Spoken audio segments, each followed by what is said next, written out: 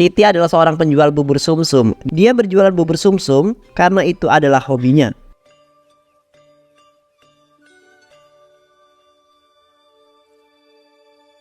Siti, Ibu mau ngomong serius sama kami. Ini penting banget. Kamu yakin mau terusin usaha jualan bubur sumsum ini? Iya, Bu. Siti udah mutusin buat jualan bubur sumsum. Siti suka bikin bubur. Dari kecil udah sering bantu nenek di dapur. Rasanya seneng, Bu, kalau bisa jual makanan Siti suka buat. Tapi jualan itu gak cuma soal hobi, Siti. Ini soal uang juga. Kamu tahu kan, uang yang kita pakai buat modal ini bukan uang kita sendiri. Kita pinjam dari juragan Marwan. Kalau usaha kamu gagal, kita harus gimana, Nak? Siti paham kok. Tapi kalau nggak dicoba, kita nggak akan tahu hasilnya. Lagian, Siti udah hitung-hitung semuanya. Insya Allah, kalau dagangannya laris, kita bisa lunasin utang itu sedikit demi sedikit. Tapi Siti, dagangan itu butuh pengalaman, butuh strategi. Kamu ini nggak pernah dagang sebelumnya. Gimana kalau nanti nggak ada yang beli? Gimana kalau bubur kamu nggak laku? Bubur sumsum itu makanan yang banyak disukai orang. Apalagi pas bulan puasa gini. Pas azan maghrib, pasti banyak yang cari makanan manis buat buka puasa. Kita harus yakin, Bu, rezeki kan Allah yang ngatur. Tapi Nak, kalau sampai kita nggak bisa bayar utang ke juragan Marwan, kamu tahu sendiri gimana orangnya. Dia nggak akan segan-segan ngasih utang dengan cara yang nggak enak. Ibu takut, Siti. Ibu benar-benar takut, Bu. Siti janji, Siti nggak akan biarin kita terjerat utang terus menerus. Siti akan berusaha sebaik mungkin. Insya Allah, bubur sumsum ini bakal jadi jalan rezeki buat kita. Ibu percaya geng sama Siti ya?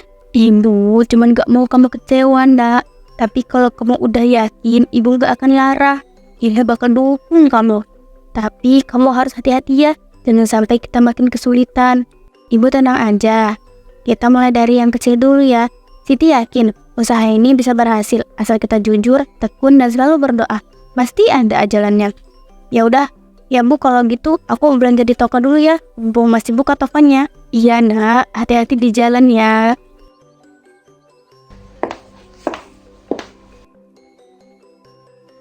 Siti lalu pergi ke grosir untuk membeli bahan-bahan jualannya.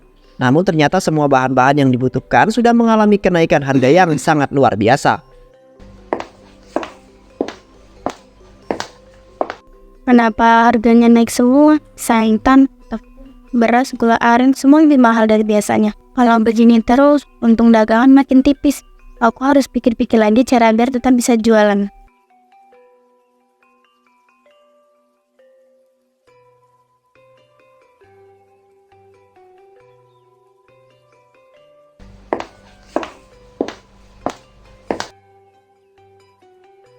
Wah, belanja banyak ya Mbak, mau stop buat jualan ya?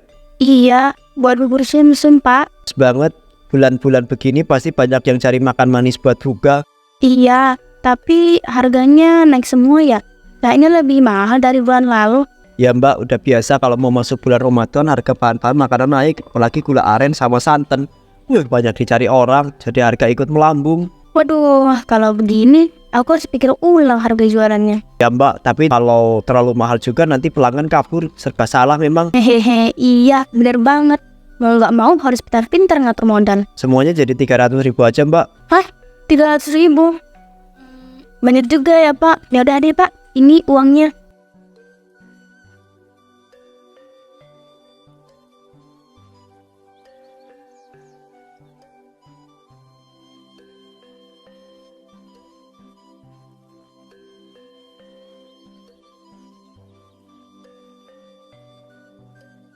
Semoga dagangan laris ya Mbak. Jangan lupa balik lagi kalau butuh stok bahan. Amin. Makasih ya Pak.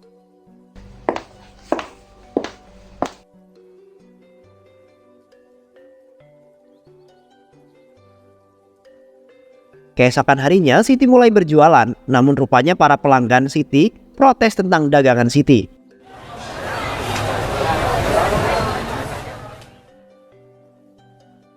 Siti, kamu bubur sumsumnya kamu mahal banget sih. Masa harganya segini, di tempat lain lebih murah loh. Maaf Mas, tapi harga ini aku udah hitung pas. Aku juga pakai santan yang lebih kental dan gula aren asli. Makanya harganya sedikit lebih mahal. Tapi rasanya juga lebih enak dan lebih banyak porsinya. Tapi tetap aja Siti, orang mah kalau beli mikir harga dulu, baru rasa. Kalau bisa lebih murah, kenapa harus yang mahal? Aku ngerti Bu, tapi aku udah jual lebih murah dari harga pasar.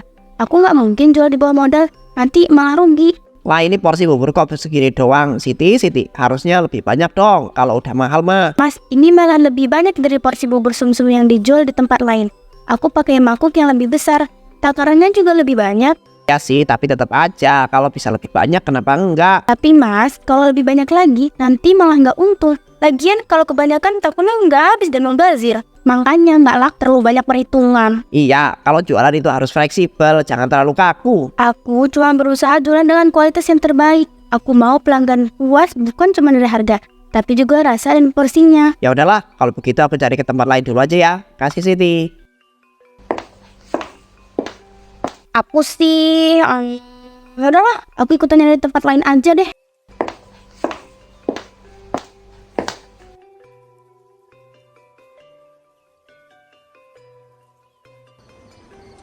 Di malam harinya Siti duduk termenung di kamarnya.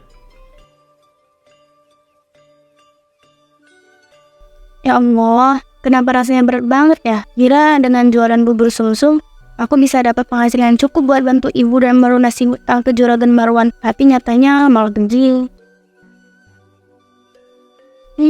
Ini cuman segini. Ya Allah, padahal tadi aku udah jualan seharian, tapi kok hasilnya malah hampir habis. Gimana aku bisa belanja bahan buat jualan besok? Gimana aku bisa bayar? Mana harga bahan baku makin naik, tepung beras santan mahal, gula mahal. Kalau aku tetap jualan dengan harga yang sama, aku gak akan dapat untung. Tapi kalau aku mau naikin harga, pelanggan malah kabur. Ya Allah, aku harus bayar hutang ke Juragan Marwan minggu ini. Dari mana aku bisa dapat uang sebanyak itu? Dagangan sepi, bahan mahal. Kalau aku gak bisa bayar, aku gak bisa kehilangan rumah ini. Ibu gak tahu kalau aku gak adakan sertifikat rumah ini buat modal usaha. Kalau sampai Juragan Marwan ambil rumah ini, kita harus tinggal di mana? Aku harus.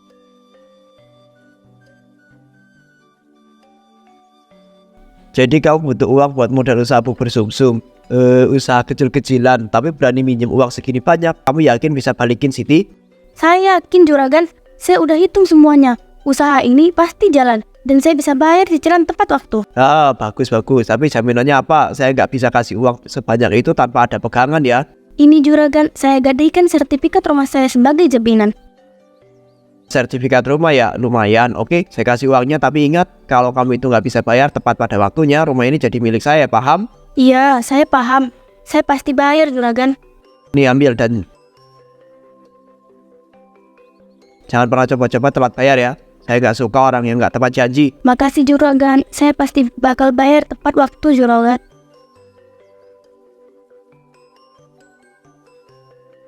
Rp5.000, Rp10.000, Rp15.000. Mau aku hitung berapa kali pun jumlahnya tetap sama aja. Ini nggak cukup, ini bahkan nggak cukup buat beli tepung beras baru. Kira-kira di mana ya aku bisa dengan tepung yang harganya murah? Tiba-tiba Titi teringat dengan kejadian pada saat ia pulang dari grosir. Tepung beras. Kenapa ada orang yang buang tepung sebanyak ini masih bisa dipakai? Sia-sia banget kalau dibuang gini aja. Apa aku coba pakai ini aja ya? Enggak, aku nggak boleh kayak gini lagi. Ngapain aku pakai tepung yang dari tempat sampah? Curug banget. Udah beli tepung yang bagus meskipun mahal. Aku nggak butuh ini. Aku harus jualan dengan cara yang benar. Udah mending aku pulang aja sekarang. Pada mikir aneh-aneh.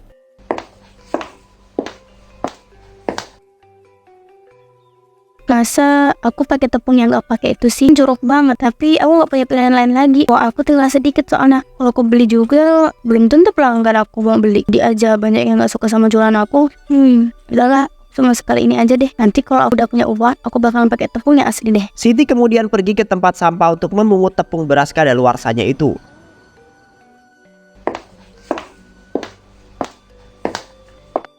Siti menatap sekeliling memastikan tidak ada yang memperhatikan dirinya.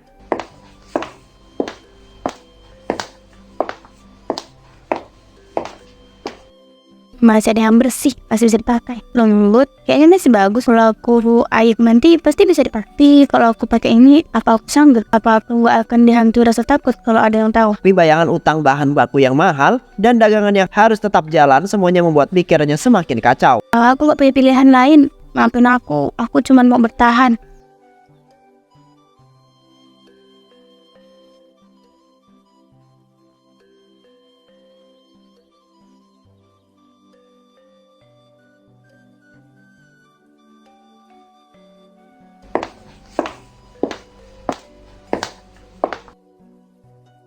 Di malam harinya, Siti kemudian mengelola tepung beras itu menjadi bubur sumsum untuk dijual besok. Ya Allah, semoga ini baik-baik aja. Punya pilihan, kalau aku buang, aku nggak bisa jualan. Kalau aku nggak jualan, aku nggak bisa bayar utang. Tapi kalau aku pakai, gimana kalau ini nggak layak? Gimana kalau pelanggan tahu? Gimana kalau ini bikin orang sakit? Ya Allah, aku harus gimana? Ini masih terasa halus, masih kelihatan bagus, tapi tetap aja ini dari tempat sampah. Aku bahkan nggak tahu kenapa tepung ini dibuang. Apa karena ada yang salah? Apakah nggak bisa dipakai? Tapi kalau aku nggak pakai, aku nggak bisa jualan. Kalau aku nggak jualan, aku dan ibu nggak akan bisa makan. Kami bisa kehilangan rumah. Aku nggak boleh terlalu mikir. Orang juga pasti pernah ambil jalan sulit. Aku cuma butuh bertahan. Aku cuma butuh sedikit waktu sampai aku bisa beli bahan yang lebih baik. Dengan gerakan cepat, Siti mulai menuangkan air ke dalam wadah mengaduk tepung itu. Allah, maafkan aku. Aku tahu ini salah. Tapi aku janji ini cuma sementara. Cuma sampai aku bisa bangkit. Cuma sampai aku bisa bayar utang. Nanti kalau ada yang tahu, kalau ada yang tanya, aku harus gimana? Terus bohong. Apa aku harus pura-pura nggak tahu? Aku nggak pernah berpikir bakal sampai di titik ini.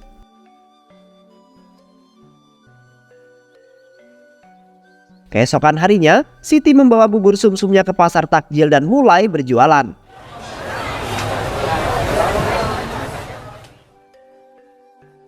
Ini nih ya, momen yang paling menentukan.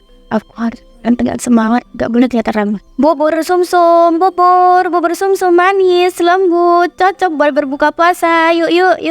Yang mau buka puasa jangan lupa bubur sumsumnya. Gak ada yang curiga, semoga mereka suka.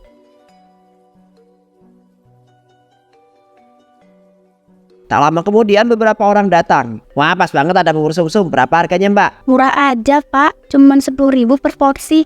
Buburnya lembut, kuahnya manis, pas buat berbuka puasa. Buburnya kelihatan enak ya. Saya beli 2 porsi deh, satu buat saya, satu buat anak di rumah. Wah, makasih banyak bu, dijamin enak, pakai bahan pilihan. Ya, kalau jualan di bulan Ramadan gini pasti makanan bersih dan halal ya. Apalagi buat berbuka, orang pasti nggak main-main soal makanan. Iya pak, jualan di bulan suci harus yang baik-baik. Benar tuh, makanya saya nggak pernah curiga kalau beli makanan pas bulan puasa. Orang pasti lebih hati-hati. Ini pak, pesanannya semuanya 20.000 aja.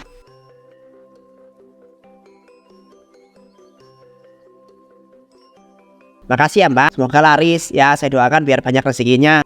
Amin, terima kasih banyak pak.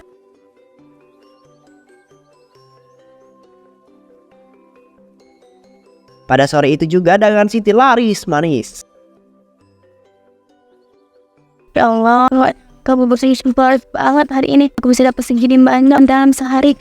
500, 700, 1 juta. Wah, ini lebih banyak dari yang pernah aku bayangkan. Kalau setiap hari kayak gini, aku bisa bayar utang lebih cepat. Aku bisa nabung, aku bisa hidup lebih enak. Semua ini karena aku pakai tepung itu. Kalau aku tetap beli yang mahal, aku nggak bakal dapat uang sebanyak ini. Aku nggak boleh rugi. Aku harus tetap bertahan. Aku harus ambil semua tepung itu sebelum tepung itu diambil orang lain. Tapi emangnya ada yang mau pakai tepung yang udah basi? Ya. Siti kemudian pergi ke tempat sampah untuk memungut kembali tepung beras yang sudah dibuang.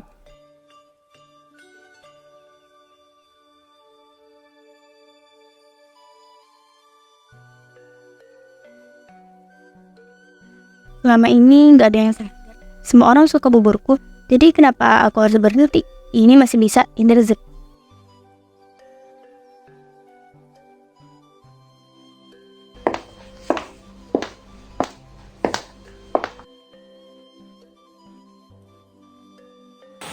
Allahu Akbar, Allahu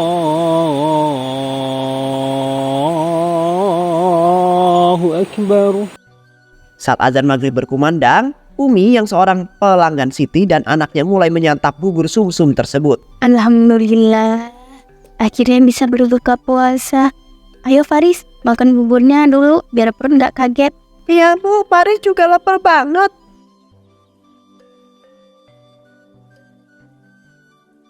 Enak Bu, manis lembut juga. Iya, enak ya. Ibu beli ini dari Siti di pasar tadi. Katanya pakai bahan pilihan.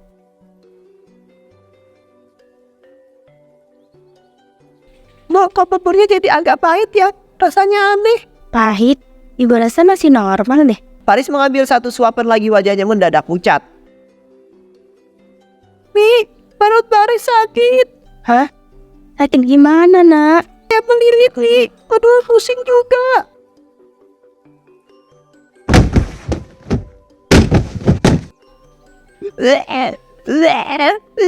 Astagfirullah, Faris. Kenapa, nak? Perut Faris sakit tuh. Kepala Faris muter-muter. Aduh. Sabar ya, nak. Jangan-jangan bubur ini ada yang nggak beres. Tahan sebentar ya, Faris. Tahan sebentar ya, nak. Ibu bawa kamu ke rumah sakit sekarang juga. Umi segera membawa anaknya ke klinik terdekat. Dokter mengatakan bahwa mereka mengalami keracunan makanan.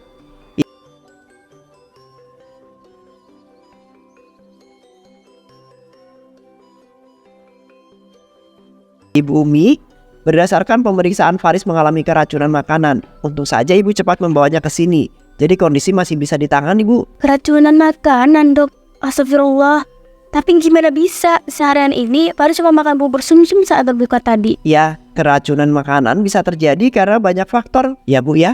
Bisa dari bahan yang sudah terkontaminasi, proses pengolahan yang kurang bersih, atau makanan yang sudah basi. Tapi dok, bubur itu saya beli di pasar takjil. Saya kira makanan yang dijual di sana pasti lebih bersih dan aman. Saya mengerti, Bu, tapi sayangnya kita nggak pernah tahu bagaimana makanan itu diproses. Apakah bahannya masih segar, apakah cara memasaknya higienis. Semua itu sangat berpengaruh. Allah, saya benar-benar gak nyangka. Ibu Umi, saya sarankan ibu segera melapor kejadian ini ke pihak yang berwenang.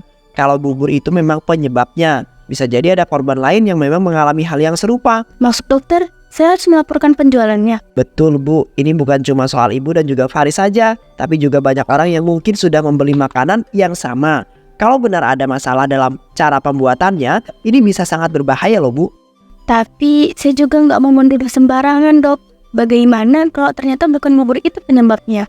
Itu sebabnya laporan perlu dibuat, Bu, supaya bisa ditelusuri lebih lanjut. Yang terpenting kita harus mencegah agar nggak ada orang lain yang mengalami hal yang sama seperti Faris. Baik, dok, saya akan pikirkan.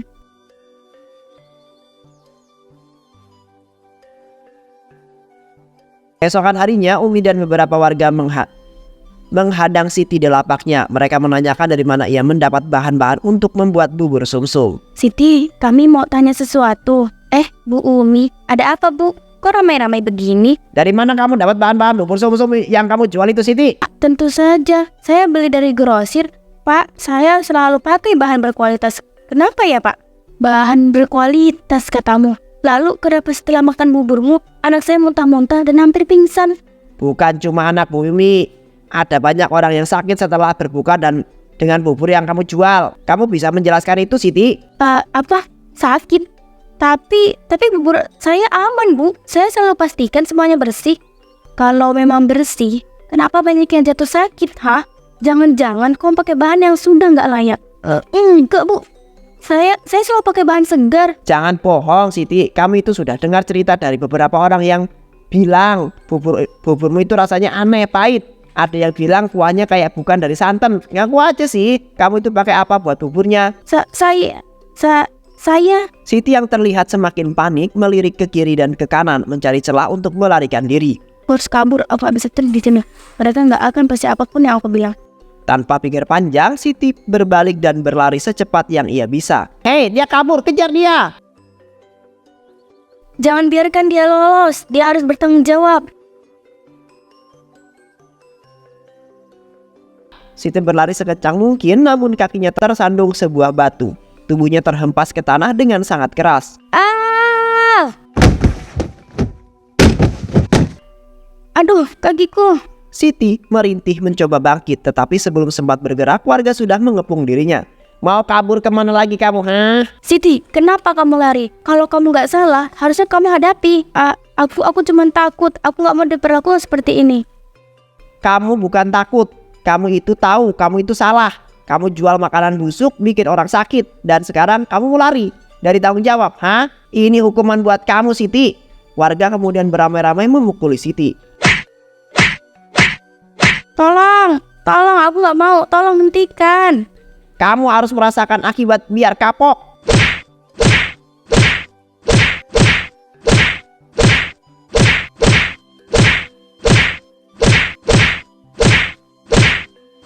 Siti dikeroyok hingga pingsan di tempat.